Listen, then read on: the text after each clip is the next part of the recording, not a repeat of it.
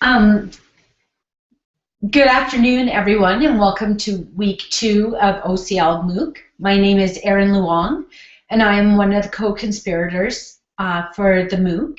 And I'm very happy today to present Dr. Barb Brown from the University of Calgary. Hi, Erin, and thank you for inviting me to share some of my work that I'm doing and some ideas about technological networking. And so we've called this Let's Share. Excellent. Well, you are an expert in communities and sharing, and so we look forward to learning from you and your research. Thank you, Erin. And we wanted to let you know that we created this using Google Hangout recording so that you would be able to see the presentation during your MOOC time. However, Erin and I were unable to be there live, and we wanted to share with you why we're not able to be there live with you. We have these two beauties that are in dance class during the scheduled time, so that's why we decided to make the recording. So I'm going to start with just talking a little bit about some terms. So technological networks, we had that in the title, and so I wanted to share with you how this particular term could be defined to include social networking technologies or participatory tools and applications. And so some examples of tools that you may be familiar with or might be introduced to during the MOOC are things like blogs, microblogs, wikis, social bookmarking, photo sharing, Google Hangouts, virtual environments, and that's only just to name a few of some of the really common tools that are out there and that you might be using to engage and network with others. And for some more information on technological networks, feel free to check out the link to Dana Boyd's work, It's Complicated. We have that under the resource section for this week. That's perfect. Thanks, Erin. So one of the sources I wanted to share with you is Clay Shirky's work, Here Comes Everybody. And what this discusses is how we choose to participate and form our digital identity using these tools can really lead to technological networking. So what Shirky does in his book is he describes 4 steps of networking. In other words, he discusses action by loosely structured groups, such as the MOOC that you're currently participating in right now. Sharing is least demanding, and so you'll see that sharing is the first step, and likely the place that most will start with their public sharing activities. So you might share information via Twitter, and I know that there's been a lot of sharing already with the MOOC. Via Twitter, you might post messages and share events in Facebook or share photos in Flickr, and again, those are just a few examples of how you might begin sharing your work and forming your digital identity at step 1. And then step 2, cooperation really comes next, and it's a bit more demanding than sharing alone. So you might identify and synchronize with a group, like you might be doing with the MOOC. So sorry. That's okay. Sorry, Barb. So, for example, if you are posting to Twitter or to the Google+, if you use that hashtag oclmooc, that's a way to identify with the group that we're participating in right now. Exactly, and I think that's what Shirky's talking about, that conversation begins to occur and exchanges result in identifying with a group and really building a sense of community, which is what is happening. Conversation may occur with words, through direct messages, or publicly viewed messages and comments that may occur in other social media, and maybe an audio or video response in addition to the text messages that might be posted. So you might engage in a Twitter chat. You might be posting in Twitter, but you might engage in a chat that's been organized at a particular time. And this week you will have that opportunity on Tuesday night, 7 p.m. Mountain Standard Time, when we're going to do an oclmooc Twitter chat. That's perfect. Then the next step, collaborative production, is increasingly demanding for participants. Shirky discusses like this: the litmus test for collaborative production is that no one person takes credit for what is created in collaboration. Participants will engage in collective decision making and negotiation, making collaboration a more intense networking experience. And then we have that final stage, the collective action, which is again increasingly demanding and really asks that the group or the participants are collectively doing something to make a difference in perhaps their own local community, the global community. They might be working towards some sort of common action. An example of this might be things like the ice bucket challenge that currently or recently occurred was a form of collective action that really occurred through much of the social media and really gave an opportunity, I think, for individuals to reflect on not only their contributions to charities and organizations because of that, but also what other organizations they might be contributing to and making donations to.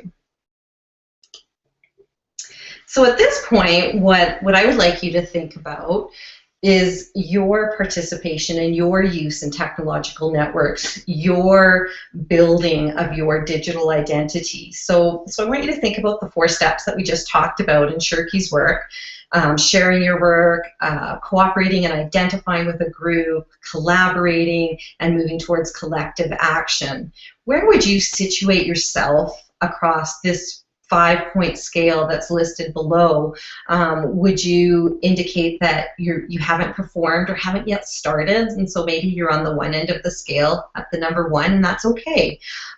Or are you working towards and have examples or evidence of perhaps working towards those steps, and maybe you're at the other end of the scale where you can teach others and would be considered to have a high level of proficiency. So I just want you to think about where you might situate yourself. And so if you want, at this point, you could pause the video and just take a moment to reflect on your own use of technological networks and building your social identity.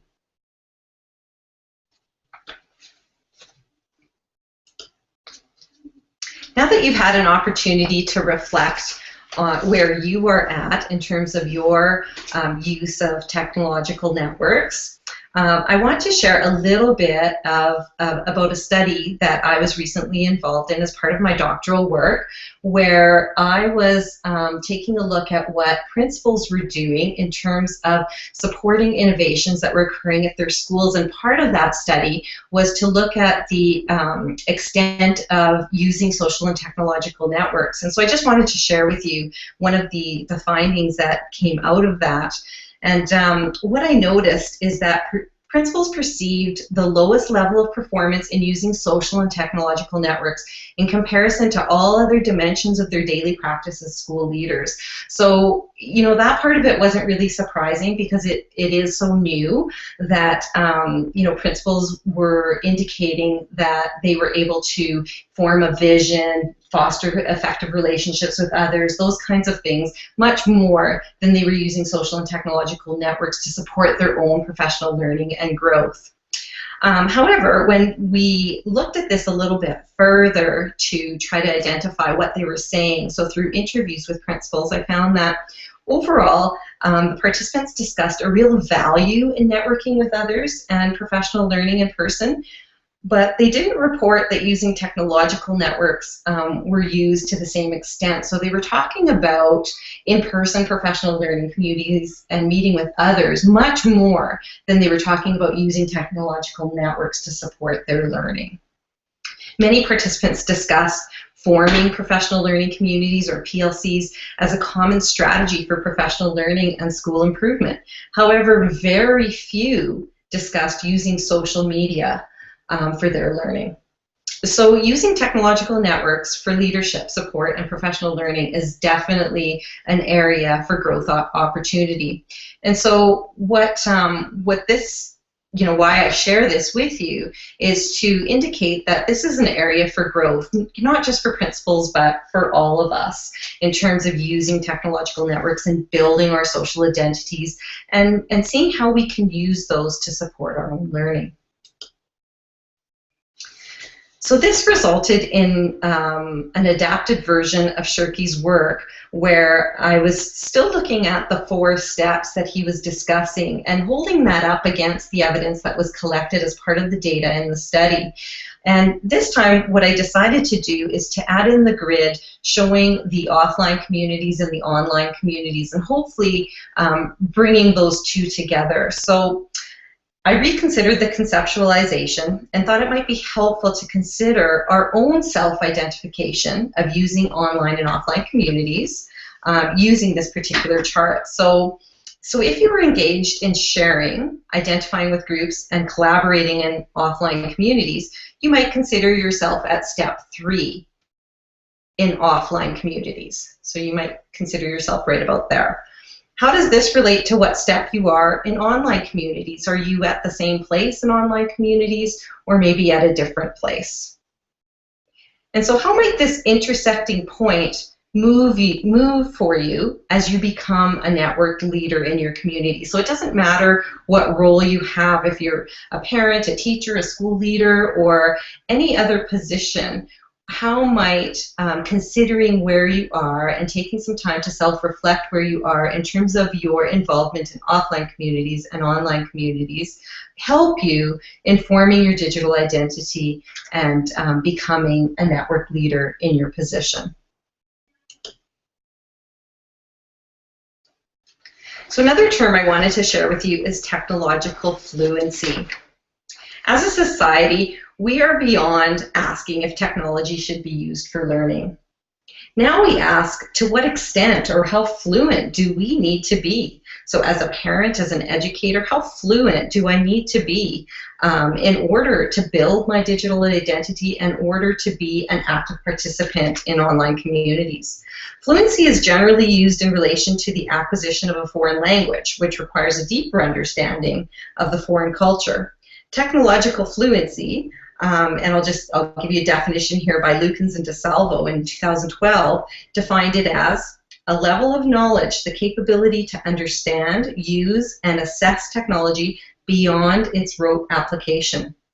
Similarly, other researchers suggest that technological fluency can be considered, and as I've written here, a combination of deep understanding, learning skills, literacies, and competencies within a contemporary learning culture. And so I choose to use this particular term.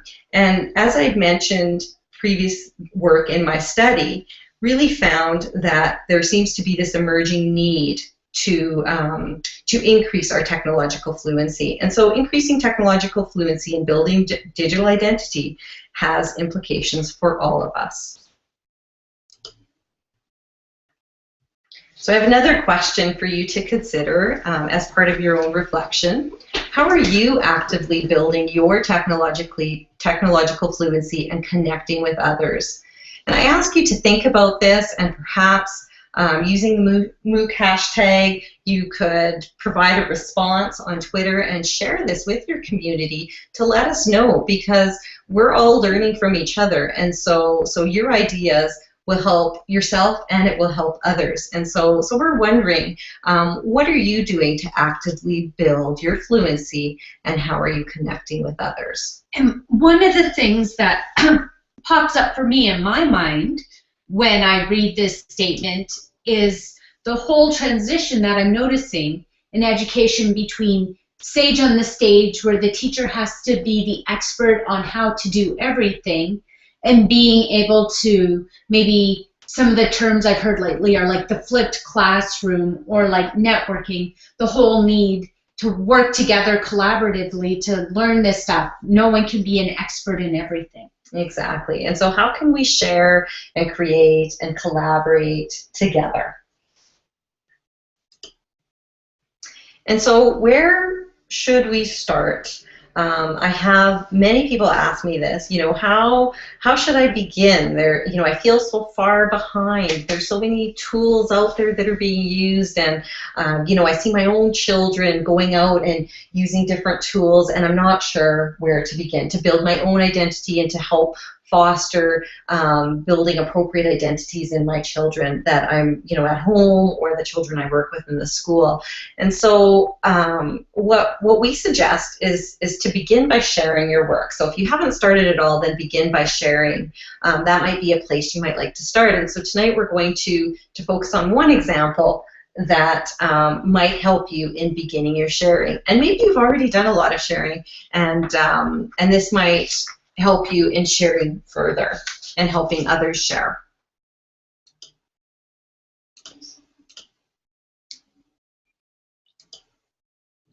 So this activity, and I'll give credit to Lisa Nielsen, I read this on her blog, and really intrigued me, and so I thought, I'd really like to try this activity and see how it works. So what she suggests is to begin by writing a 140 character phrase and putting together a little video which you can use the hashtag #SoMe to use as a description with your video. So we're going to go through step by step what you would do to create your #SoMe video, and then we're going to invite you to share either your phrase that you've put together. So if you'd like to leave it at that and not create the video, that's fine. You could share your phrase, or you could take the extra step, create the video, and share it with us on our wall that we've created. So we're asking you to start by writing your phrase, and I'll give you an example here of a phrase that I put together. So adaptive, responsive, and passionate educator inspired by new ways of learning and building connections with learners in digital spaces. It's so me. I found that sitting down and even just reflecting on my work to write the phrase was a great experience, because it really allowed me to think about my current work and what I would look at as a way of describing myself as a learner, and being able to look at kind of what my vision is in terms of what I'm looking at doing with my learning. So I found that a great experience, and then I invited Erin to do the same. So I don't know, Erin, if you want to comment on what that experience was for you to do the reflection. Sure. If anyone wants to see my example, I actually put it under the description phase of my video. But what I ended up doing, being anal and everything like that, I opened up a Word document and I just started listing keywords I thought meant me, and then kept checking my word count to make sure I was at 140 characters. So some of my words don't necessarily flow together, but I made sure I was at 140 characters because that was really important. I don't know why that was my thing. Okay, keeping to the count. Well, I like your suggestion of, just starting with brainstorming some keywords, and that's a great place to start. And so next, after you've created your phrase, then we invite you to use the free option in Animoto to create a free 30-second video. When you go into Animoto, you will see how easy it is to select the free option, add a few photos. So I would recommend, 4 or 5 photos at the most is a good place to start. And so when you're selecting your photos, that also requires some reflection. What I tried to do when I selected my photos was to select photos that would tell something about myself that maybe I didn't say in the words that I used, and so it would provide additional information to my introduction. And so I have some photos in there of myself, I have some photos in there of my family, and of some things that I particularly like. And so I tried to add or elaborate on my description through the use of the visuals. And my technique was the exact opposite. So every technique is great. So I looked at the words that had stood out for me as my words, and then I was trying to pick images that sort of matched. Mm-hmm. So like for me, one of my phrases was world traveler, and so last year I had gone to Japan, so I found a picture that showed some writing I'd done in Japanese, because I felt like that picture emphasized why I chose that word. That's great. And actually, I think Erin's is much better as an introduction, so you might want to use her technique. No, Barb's is awesome. So we invite you to share your introduction so that we can get to know a little bit more about you, whichever method you use to compose your description and your video. And what we did is put together a shared Padlet. So it's a wall, and you go onto the wall, and it's really easy in terms of adding your Animoto video. And so if you go to that website address, you will see our 2 videos that are on there right now. We hope to see more real soon so that we can see your additions and get to know a little bit about you. And we can add the link to the bottom of the YouTube video link as well. Perfect. Okay. And then we wanted to share with you that Padlet is it's another tool that you can use. And so if you're not comfortable in sharing your video with us, but you would like to create a video and maybe invite your staff to create introductions about themselves, or maybe you have a student group that you're working with, maybe a leadership team, and you would like them to create videos to put on your own Padlet. You might want to create your own and share that again with the community to share with us how you're using this particular activity or how you're adapting it in different situations. So we hope that you will take this opportunity to share with us. And so again, we have that link there for you. And I've also provided some contact information about me. I have a newly developed website that my son started putting together this summer for me. And so you can see some of my current blogs that are there. And I also have links to my previous blog that I was using during my studies. And I try to be as active as possible on Twitter, but not as active as I'd like to be, so I'd like to increase that. And of course, email is there for you as well. And I know that, Erin, you got your contact information on the MOOC website as well. Mm-hmm. Well, thank you very much, Dr. Barb Brown, for helping us out with OCL MOOC. And feel free to participate with us throughout the 5 weeks and get involved with Twitter chats or discussions or anything you want to do. If you have any questions, feel free to contact either Dr. Brown or myself, and we look forward to learning more with you over the next few weeks. Thank you, Erin. It was a pleasure to be here, and I look forward to following the conversation and dialogue that's occurring with the MOOC over the next month or so. So thank you.